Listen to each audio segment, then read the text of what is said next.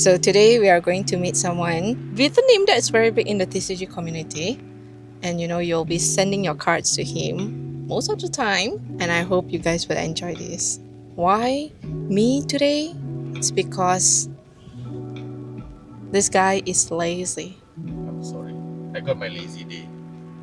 And I guess this interview jatuh pada my lazy day. So you mark this day that no one should know. That will be National Dane Lazy Day.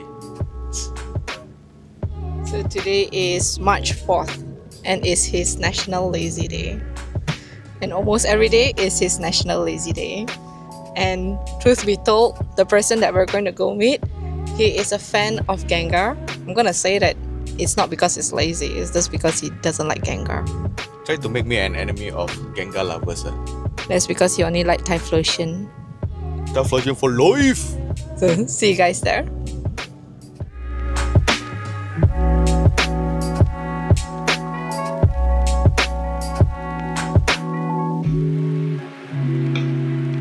So here we are at Concept Grading by Nick. We have a sneak peek view of Hafiz and a team doing the job. Good morning.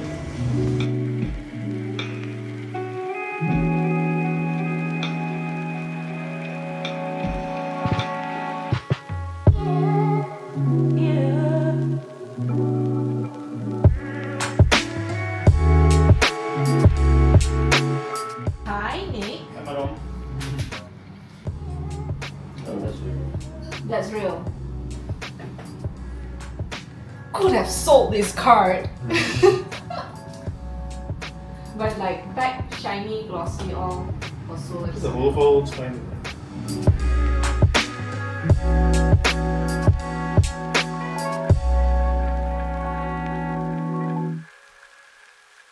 Welcome guys, we have Nick over here from Concept Grading by Nick. Yay. Let's talk a bit about you lah. You can introduce yourself over here, who you are you single? Hi everyone, my name is Nicholas. I'm basically the co-founder of Concept Grading by Nick, going to be rebranded to Concept Grading Malaysia soon. Previously, our company was known as PokeSong, so that was where I started off. I think I was probably one of the first individuals to actually bring in middleman grading services in the Malaysia community. So that's basically where I started out as. Actually, the funny thing is, I had this PokeSum inside my question too. If you guys don't know, actually, like last time, like what he said, he started off as PokeSum and then rebranded into Concept Grading by Nick. So PokeSum was interviewed by TCG KL, if you guys don't know. So that's where I actually did a bit of research and actually found you were like the name under PokeSum. I'm like, wow. What went through your mind when you had that name PokeSum? So actually PokeSom, this name I came up with was actually for my YouTube channel back then. Oh, so you're a YouTuber. Yes, I was a YouTuber back then. Follow. Got monetized and then got burned out. I stopped YouTube after that because it was too tiring to do it alone. But basically I started, I came back into the hobby late 2020 and then that was when I actually went really deep into the hobby within the first month itself. So I did a lot of research on the hobby, various aspects of the hobby, and then I started doing YouTube, well not breaks, but just opening packs on YouTube to, For funds. for funds, yeah, basically. So that you can burning send money for for funds. You can send money. Yeah, exactly. So Get money. Send money out, get money back in. yeah, I think there were several different intentions to starting the YouTube channel. So number one, it was COVID at the time, so there were periods where, for those that don't know me, basically I was working in the restaurant industry back then. I specialized in wine. I was a wine sommelier, so I worked in Michelin restaurants. During COVID, my last posting was actually in Macau, and I was pretty much stuck there for 2 years during COVID. So during that period, there were some times when the restaurant was actually closed for a prolonged period of time. So I had nothing to do. Before I came back into the hobby, when that happened, I have not come back into the hobby yet. When that happened, there was this like 1 month where the restaurant was closed and I didn't have anything to do. So I just walked around Macau with my camera doing hobby photography. Oh, damn. And I was doing hobby photography one day and then I just stumbled upon a card store by accident. And that was how I got back into the hobby. Damn, that's actually very interesting, guys. Yeah. Because this thing also, I had in my question to ask him, but you know, he's just broke the surprise. Yeah. As I was gonna ask, the first question actually is, before this TCG, you were in winery industry because you studied in hotel management, right? Yep. Okay. So, what did that chapter in your life teach you? It was mainly about building, I would say, confidence, I guess. Well, as it is, I would probably tell myself as a pretty confident person.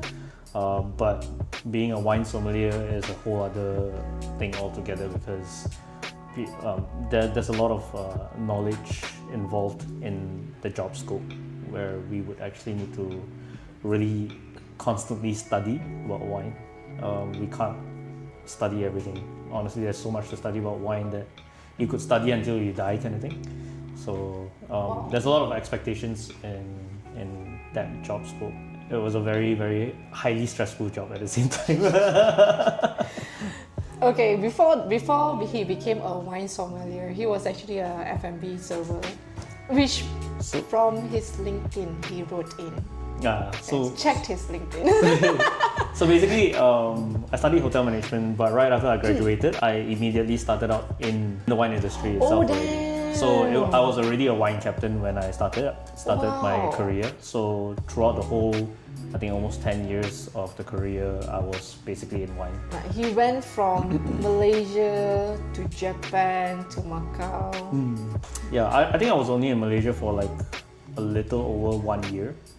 But the rest of like 8 to 9 years was overseas. First posting was in Shanghai, and then after that I went to Hokkaido, and then after Hokkaido I came back to Malaysia for a bit, after which I was headhunted to Macau.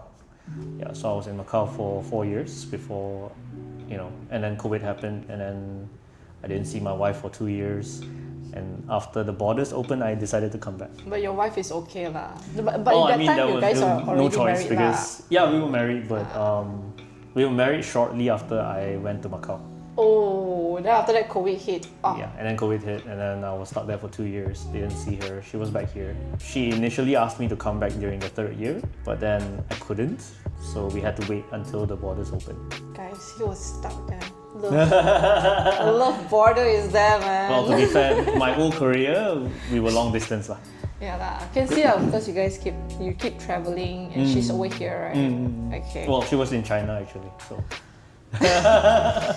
How did you guys even manage to go through this long distance relationship? So we got to know each other, and then a couple months later, both of us traveled long distance for almost 10 years. Yeah, it was literally like meet each other like twice a year kind of thing. Oh, twice a year. Okay, at least still got me lah, not fully long distance, right? So the next one would be, was there any during this winery moment, did you have this this is not where I'm meant to be? No, actually. No. Yeah, I actually enjoyed my job as a wine sommelier. The whole change to this is purely situational and not because of passion. I was passionate in wine as I am passionate about cards. It's just that it's purely situational. I mentioned that I was stuck in Macau for 2 years during COVID, right? And then the whole goal at that point of time was to just come back to be with my wife. Situational, basically. But coming back to Malaysia, at that time, the intention was to basically live in Malaysia and not travel anymore. So you changed into this. Yeah, but being a sommelier in Malaysia, not very good. Because in terms of companies valuing sommeliers in Malaysia, not so much. So in terms of pay is extremely low for sommeliers in Malaysia. So a bit of a comparison, I was doing probably less than half of my responsibility in Malaysia, in Macau, and I'm being paid 5 times more. So that's the difference in terms of salary range with overseas companies compared to like local companies when it comes to wine sommeliers. So there was no future, I feel, I see. in my own perspective. At the time when I came back, my wife sort of like asked me like, so what's your plan now in terms of career? Then I was like, I'm not sure. You know what? Let's do cards. I came back without a plan B, and I told her like, let me have a month to sort of rest, and then we'll decide from there. Then she said okay, and then exactly 1 month later, PSA reopened from COVID for submissions again. Backtrack a little bit. Back in 2021, I actually wanted to start a middleman service already, but at that time I was in Macau. Okay. So it wasn't very convenient for submitters to actually send their cards over to Macau to me. But now I'm back in Malaysia, and coincidentally, right after my 1 month rest, that was when PSA reopened from COVID for submissions again. And that was let's like, go. Yeah, I was like, yeah, seems like this is a sort It's of a good choice. It's not a choice. It's more like fate. That kind of thing. Yeah. It's a fate. So I would term it as fate, a calling, if you may. Basically, I was like, okay, let's restart this whole idea again. Even at that time, I was probably, I think, the first, if not one of the first, in Malaysia to actually start a middleman service for grading. Because back then, there was no awareness in terms of grading. Yes. Most people were basically just buying and selling raw cards. You don't see many people selling graded cards. And so like within this 5-year period, I've seen so much change in the community in Malaysia. It's great to see. It's very, very fun. That was basically the situation back then. And so we started with PokeSong. So I adopted my YouTube name as my company name, my starting company name, PokeSom. Why I term it as PokeSom is because Poke for Pokemon, Som is actually the short form of sommelier. Yeah, because he's already So a Pokemon wine sommelier, basically. right? Yeah, so that was basically the whole idea behind PokeSom. It has been a very, very fun journey. So basically, you take, like you said, you take PokeSum from your YouTube channel. So you already have a community there. Correct. So the whole idea behind the YouTube channel was also for me to sort of gain recognition within the local community. That was my goal back then already, was to build rep within the local community. In case in future I have anything I want to do, it's much easier when people trust you. Yeah, like people already know about you. Correct. So because back then I think the community was way smaller than it is now. So small. everyone knew everyone. Building rep was very important to me back then, hence the YouTube channel. I did a lot of buying and selling back then, big transactions. I sold on eBay as well. I was an eBay seller. So I've done pretty much a lot of different aspects in the hobby by itself. But yeah, all of it was basically just to gain rep. So now, guys, you guys know lah. Opening a shop doesn't mean that you just open a shop, people know you, right? Yeah, You it have took to me, I think, build. close to 3 years To build your to rep. build this reputation that I have right now. It's also a blessing, I guess, this 3 years that we've done so much work, that nowadays when people Like if they want to send to grading, it's directly to you because they know you already. Correct. So they don't have doubts about, I need to leave my cards here, that kind of thing. Yeah. They don't have doubts about buying cards from us because we are already a very recognized brand in Malaysia. Because that was one of the things that I wanted to ask, like, how do you build this trust in this community? Because right now community is like very cautious. Like if you just started off and say, hey, you can leave your cards with me. Correct. There's a chance that people will just change your cards. Correct. Because nowadays you see a lot of scams, a lot of theft. You'll be stealing cards here and there, left, right, center, especially, vendors of booths and stuff like that. A lot of these are happening mainly because cards are very high in value. Right now. I think card stores can pretty much be compared to jewelry stores at this point. Yes, yes, Yeah. really. So, it's definitely a challenge to build rep. But of course, I think main advice is to just be genuine in what you do. Because like when we started PokeSom, our whole goal is to basically make the whole process easy for people to submit cards for grading. Because back then, no one knew how to submit cards for grading. Yes. There was no service whatsoever. So no process. Correct. Literally got no process. Like we don't know if we send this card to this shop, do they actually send it to PSA? Correct. Because I think there was pretty much a lack of experienced people in this particular aspect of the hobby. There was this sort of gray area or gap in the market, I would say. So hence that was the goal. The goal was to fill this gap and provide this service whereby people don't have to worry. They could just send their cards, sit back and relax, wait for the cards to come back, that kind of thing. Because I did my own self-submission back then to PSA. It was tedious as hell. And You gotta check first. it was so tedious. So it's not even about the pre-inspecting. It's just the whole process of logging your cards, packing the cards, shipping the cards. Right, they have this like one method that you have to pack your cards in this kind of way. I mean, not in a Right. specific kind of way, but you gotta pack it well. So I mean, it's definitely a very, very labor-intensive, very tedious process. So I'm actually the type of person that if I hate inconvenience, so if I yes. can pay someone to do it for me, I probably would.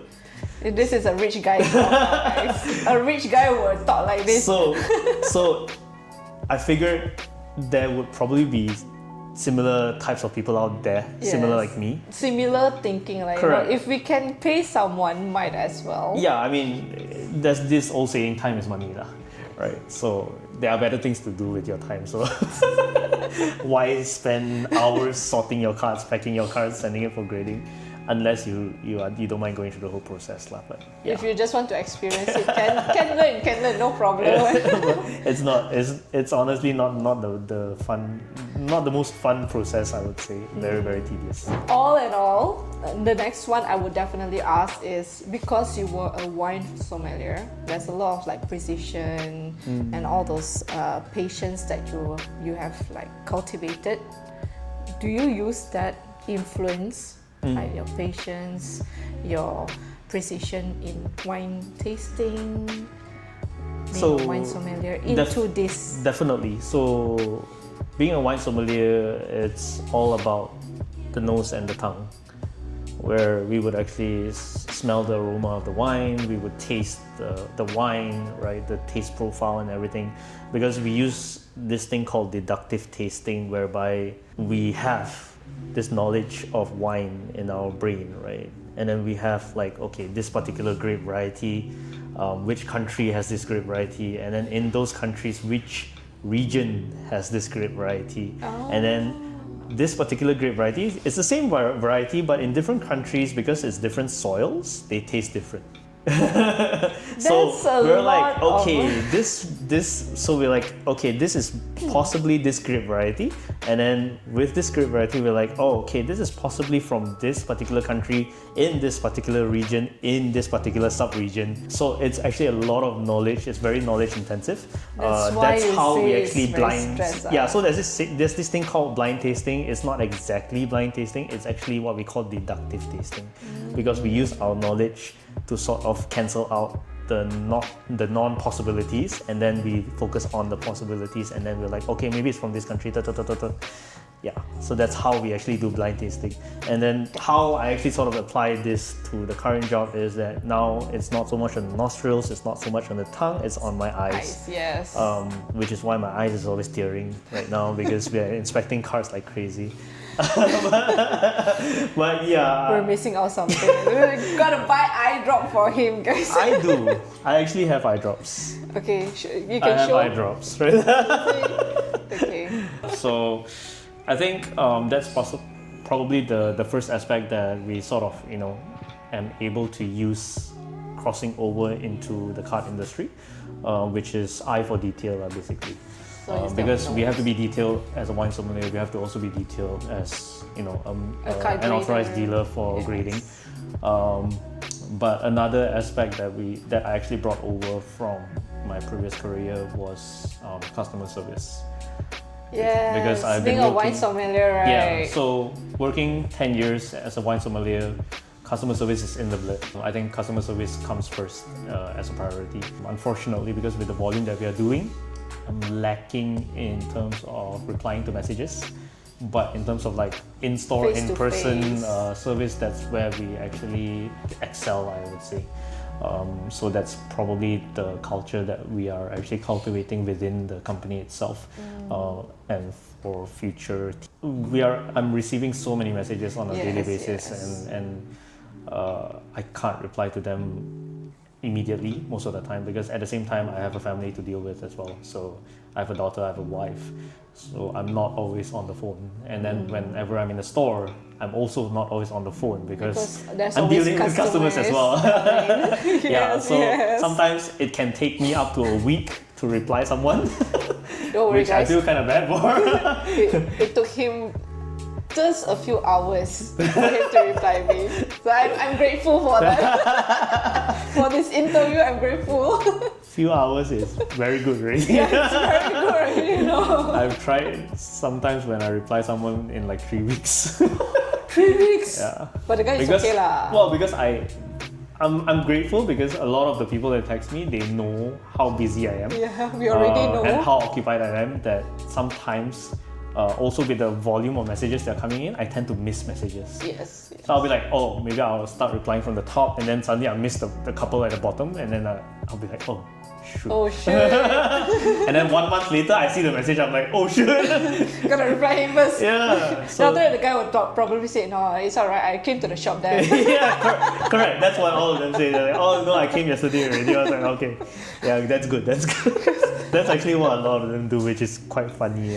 But So yeah, I feel everyone kind of knows bad. already. Yeah, because as someone who comes from a customer service background, it's bad. It's very But bad. right now, it's because you're serving too many customers at the same Correct, time. correct. Like last time when you're like wine sommelier, you don't serve too many. You have your tables, but you don't like serve them Well, constantly. we only had 12 tables in the restaurant. It wasn't even 12 tables every night, so it was probably like 7-8 tables a night kind of thing. Are you Not hiring? Correct. So we actually Hiring. already hired 4 new team members who will be joining this month and next month. So we're gonna have, from a team of 4, we're gonna be expanding to a team of 8. I think we will definitely be looking to hire more. Contact him. Send your resume in email, please. What's your email? You can send to us. We'll write Sure. inside. He's hiring, guys. Yeah, I think we'll probably still be hiring at least another 1 to 2 more team members. With this new team expansion, hopefully we will be able to better deal with, Customers, like customer the customer inquiries, service. the messages that are coming in, company phone calls and stuff like that. Because now I think we are still trying to deal with that. Our biggest weakness at the moment. The next one, we all know that right now, TCG is very volatile. It could be up, it could be down. The price swing is crazy. But at that time when you started Pokesam, like really started the company, it was a niche for you. So like, what made you feel like you're confident enough to build this industry, this TCG company of yours? That's a very tricky question, I feel. So back then, yes, it was quite a bit of a niche. I remember back then when I started off, it wasn't really small. It's not as big as it is now, that's for sure. Yeah, because TCG community is like everywhere. Correct. So in KL, it's not exactly that big either. It wasn't that big. It was a small, very close community. But now I think what gives me the confidence to sort of build this business. So I never really thought about that, to be honest. I was just confident in our services at the current time.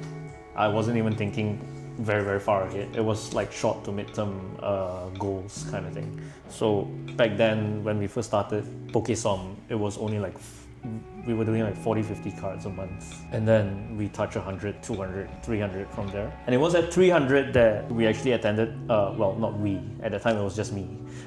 So at that time I attended my first card show, which was TCG KL 2023.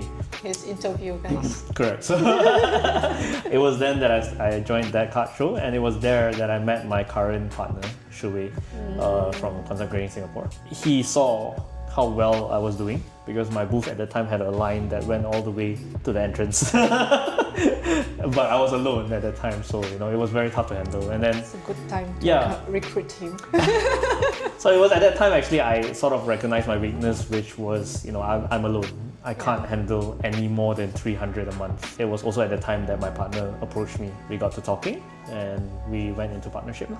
And that was where Concept Grading by Nick was born. That's how he changed the name from Pokesam. Correct. So it was a collaboration. Well, it was a full-on partnership, basically, between Concept Grading Singapore and Pokesam. We used my name to have that sort of influence there. It was with Concept Grading's help because they had a platform already that I could further increase the volume that we could take in on a monthly basis. So then we went from 400 to 500 to 600, and now we're at an average of 2 to 2.2k cards a month. That's where we're at. But throughout this entire period, from 2022 until now, we have not done any form of marketing. Yes. It was purely organic growth. For those that don't know, we're actually going to be expanding to a new store soon. With the new store that's coming up, we're going to be ramping up on our marketing efforts. So you will have a marketing team lah. We have already made our marketing arrangements. So we're going to be putting out more videos, working with influencers, to sort of promote the business, the brand as a whole, and further stabilize our foothold in KL. Right now got the PSA dealer, right? They're like, you know what? I trust Nick more. Let's come over here. Well, technically we are a PSA dealer, so we are actually listed on PSA's dealer directory. We are an authorized dealer for PSA, BGS, CGC, and TAG. So we do all 4 companies. They told us that they have like a promotion which is 99 for the what first 2 card? cards, I think. 2 cards. The second card, the second card at 99. The first card was at 130. Okay. Yeah. So there were people like, yeah, it's cheap, but I kind of prefer to go to Concept Grading because I have more trust in him than them. I guess it comes back to the whole building rep. Yeah, building your thing. rep lah. It's very important. Because at the end of the day, they're still known as an online marketplace. That's what they started out with, and that was their niche. I think if you were to say online marketplaces, I think definitely top. Yes. I like their online marketplace actually. I'm not gonna lie, and very I do buy simple. stuff from there. Really, it's very very simple to use. Very nice. I love it. So when you start touching a new niche, that's when you have to sort of build from scratch, I guess. Keep building your rep lah. Constantly building. We're just staying in our own lane, doing our own thing. For me, I'm the type of person that hates drama. I really hate drama. So even if it's not about me, I don't like to read about it. That's why I feel like we don't have competitors. Well, it's competitors at the end of the day, but it's friendly competition at the end of the day. It's sort of like a swimming competition where everyone's swimming. You don't have one person swimming, one person running and everything. Everyone's doing the same thing. It's just that seeing who's faster, right? It's just friendly competition at the end of the day. We don't have grudges towards anyone. We don't want to argue with anyone. Yeah. I think that's what almost every business owner wants lah. It's like, I don't think we want to fight with any of you guys. Yeah, Everyone because just wants to. Correct, because the market is big enough for it's too big for one person. So yes, which is very true. Even in a company, there's never a time that you can do solo, really. Dying. 300 a month, that's max. But that was because I was doing everything manual. I did not have a platform, I was updating manually, I was logging manually, I was doing. So you were doing myself. through Google Sheets. Correct. And at the same time, I was still doing card prep. So we were still wiping down every single card that was submitted to us to make sure there's no fingerprints, no dust particles, because all these will sort of affect your grades. That's why I think our gem rates are still quite high. So getting gem intents are still quite high at the end of the day. Almost 100%, guys, really. No, not 100%. Definitely not 100%. Almost 100%. Because sometimes you get bad mood graders, Oh, that's true. Because PSA, you actually use real human to grade. Well, it's not right? only PSA, it's other companies as well. So BGS, CGC, everyone is the same. As long as there's this human touch, that's where you're bound to have, human errors. But it's expected. At the end of the day, grading is also a form of gambling, I feel. Yeah. It's like going up to Genting and gambling. That's what I always say. Like, will I get double or will I Correct. lose? But it's this gambling aspect that actually makes it fun and makes people want to do it. Guys, it's not gambling, Censor out the gambling. It's not gambling. It's the chance game. Yeah, because opening a booster pack is the same thing. You are opening a booster pack in hopes that you get something good. You're sending cards to grade in hopes that you get a good grade. Yes, It's literally the same thing. Yeah, so it's that game of chance that makes people want to do it. It's one of the vices of humans, basically. So you got women, you got alcohol, you got gambling. It's something that humans probably cannot escape from, which is also why I think when it comes to talking about TCG trends that you mentioned earlier, Yes. we are not so much affected. Why? Because our niche is still grading. Yeah. So even if, let's say, They will still take their cards. correct, so Pokemon goes down in terms of buying trend, but people still have cards and they still want to grade. Hence, we are not heavily affected. With all these kind of things, like you open your own shop, like, who was the first to believe in you? To be honest, no one believed in me. Not even your wife. Not even yourself. I was the only one that believed in myself, basically. Whenever you start a business, believe in yourself. Actually, no, not even myself. Because throughout my entire point, from the point when I started the hobby until the point that I opened a store, I actually did not have any intentions of opening a store in the first place. Because like I said, I'm someone who hates inconvenience. So when I open a store, I have to register a company. And when I I have to register pay a to- company, I have to yeah. pay taxes. I have to do taxation. That's the stuff that I hate the most. Do you still do it I like have yourself? to do it. I have to do it, yeah. Yourself. I got no choice. You don't I have have to do it, accounting yeah. person to do all Yeah, that. So sad. So that's the main aspect that I really don't like. Not only that, for me it's like I open a shop already, still have to come to the shop. Cannot work from home. I think, yeah, because you guys are doing retail, so it's not something that you can do remotely unless you're just running an online store. Yeah, Even running online store also, you need to make a space for it. correct. Yeah, I mean you can run it from home. It's Yeah. just that you have to build a website for it. Online stores, you can do it easily because there are websites that actually have the ready-made template for you. All you need to do is just build Wix. the website. One of the simplest one, right? Wix, yeah. Yeah, So Wix. I started out with Wix. And Really? using Pokesom. Yeah. So when I was in Pokesom, when I was running Pokesom, I was using Wix. For the most part, it's actually not bad. We don't have any intentions of doing online marketplaces at the moment because we'll probably need to hire another team just to deal with packaging parcels. That's Yeah. very true, very true. Even packaging, I have my own standards as well. The next question I do have is, you guys sit at his table, really? Almost everything is on the table itself. You can see it on. Like, look at this. His undying love for Gengar. Okay, so Over there. since you have this undying love for Gengar, why? Why Gengar? I don't know why actually. Was it because Gengar is like misinterpreted easily? I don't think there's really a backstory to why I like Gengar. I just like the character design, I guess.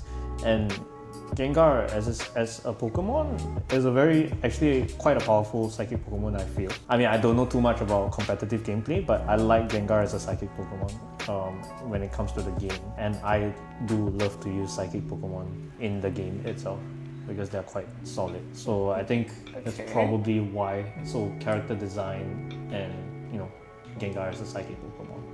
So there's no like underlying kind of. There's literally no backstory. So I mean, like back then I was collecting Pikachus. I thought I loved Pikachus. Then one day I just sort of sat down and I was like, it seems that I don't like Pikachu as much. I love And then, Gengar. yeah, I was like, what Pokemon do I like more? I was like, actually I do like Gengar a lot. Like, I use it more often. Yeah, like, in the game. yeah. So if the game doesn't have Gengar, I use Gardevoir. Oh, So the second it's the psychic. it's the psychic element, and I like the character design of Gengar. It's just so nice. It's pretty cute. Right? Chonky boy. It's a chunky boy. Yes, exactly. Even in other the than game other than there- the angry eyes, I feel it looks really cute. Even in the game that he's a chonky boy. Yeah, exactly. So I mean, like I normally like rate Pokemon popularity in terms of tiers, and top tier would be S tier. In S tier, I'll probably place Gengar, Pikachu, and Charizard. The three Yeah. favorites. Like, I think people probably could not refute this when it comes to. Let's talk about the cards lah. Oh, the cards, okay. If you look at card value, Pikachu's, Charizard's, Gengar's, They're the kinda skate. highest. They're really high in most cases.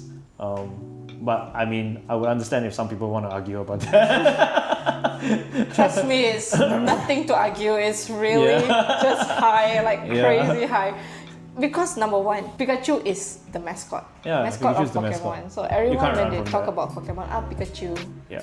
You don't go like Pokemon, Eevee, no, right? You know like this is the Eevee, or last year is the Eevee year or Correct. something like that. But you won't think like the first thing is Eevee. You'll think Pikachu. If it's Yeah. not Pikachu, Charizard. Correct. I mean, everyone has their own favorite Pokemon, but I would probably say in terms of general popularity, Gengar, Charizard, and Pikachu on the top. And then when I first started collecting Gengars, Gengar wasn't expensive. All the Gengar cards were cheap. It's just I was stupid enough to not buy everything. Not stupid And, lah. and now everything is like probably 10x the price it was back then. No, so now probably he has to work 10x the time, the effort just to get that. Just to get it, yeah, exactly. I mean, I did buy a couple of cards that were cheap back then, and now they're like freaking expensive. So I still got a good share of my Gengar love, I guess. Do you see like part of yourself in Gengar? Nah. No. No, like I said, there's no backstory Really to no why I like backstory. Gengar. Really no backstory. It's Just just a chunky boy. I just like it. As a Pokemon, I just like it. It's a psychic energy. Psychic Pokemon, energy, chunky boy. And it's chunky boy. Aside from his, I angry mean, it eyes. looks good. It looks good. I mean, you see all this. It's nice. You see all my graded packs. These are nice. I don't get why Mega Gengar looks so weird though. It looks a bit Yeah. scary. Even Yeah. the VMAX. The I just Mega- like the normal. The normal Gengar. Gengar, the chunky boy is cute. Yeah, I know. So you see on my AirPods.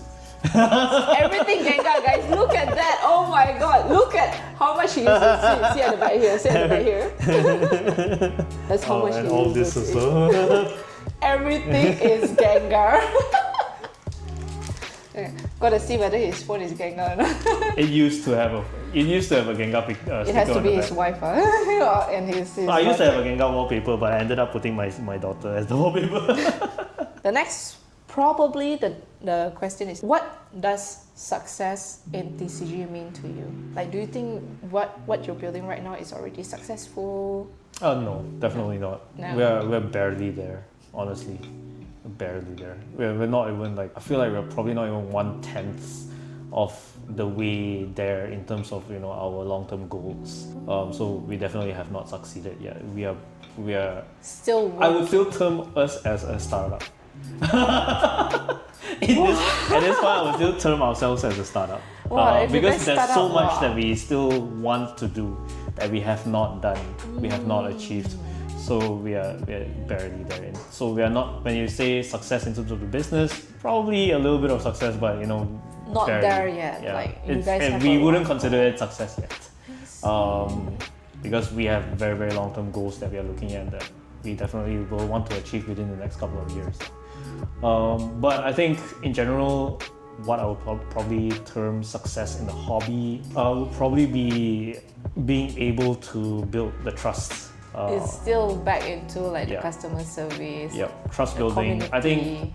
if you are able to build that sort of trust in the community, so people trust you like how they trust us right now, I feel that's a form of success by itself. Yeah, I think that's probably the most important thing in building a business in the hobby, which is building that trust. That's very sweet. Yeah. That's very, very nice. I mean, not being Community is sobby, but everything. yeah, building that trust is very important in the hobby.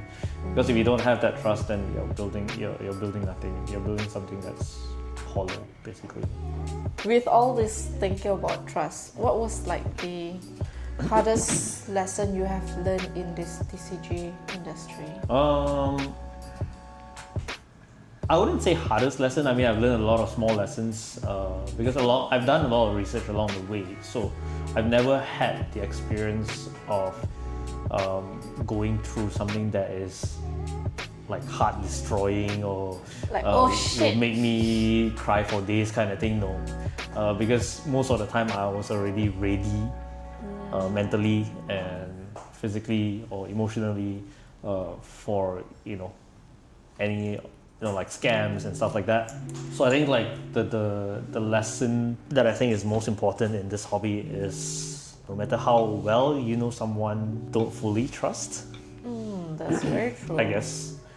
Which kind of contradicts what I said earlier as well. Gotta build trust lah, because trust is earned. Like, Trust is earned, correct. you don't get it for free. Yeah, exactly. Like you can know a community member for a couple of months, and you think that, oh, we're close friends. We talk every day about Pokemon and stuff like that, and down the road, he scams you.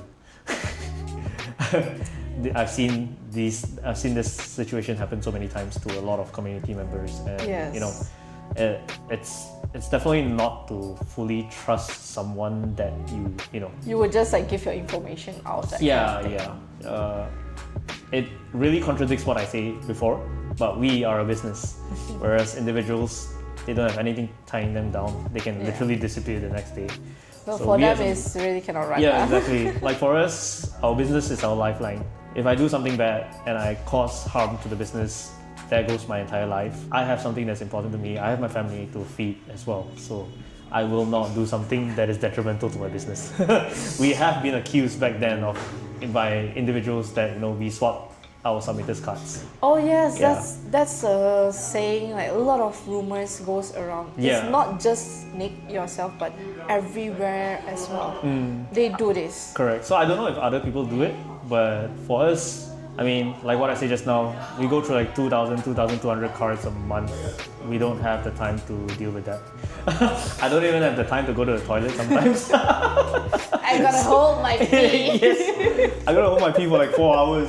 Customers just keep coming into the store and they're like, oh, Nick, can you inspect my cards? Can you inspect my cards? So I mean, like, we are very much dedicated to what we do, and we definitely do not have the intentions on swapping cards, damaging your cards whatsoever. He has a business to work. Correct. guys. We have a goal, and Yes. we have our way of getting there, and it's definitely not by swapping cards. It's gonna destroy your trust with the Correct. community. Like, with It took this me kind of 5 years to get here, so Yeah. I'm not gonna throw away 5 years just to swap one card. Yeah. So okay, we're closer towards the end already lah. So if you're young, like you young yourself lah, winery young Nick sees you right now, what would you have given a message to him? Probably buy Bitcoin.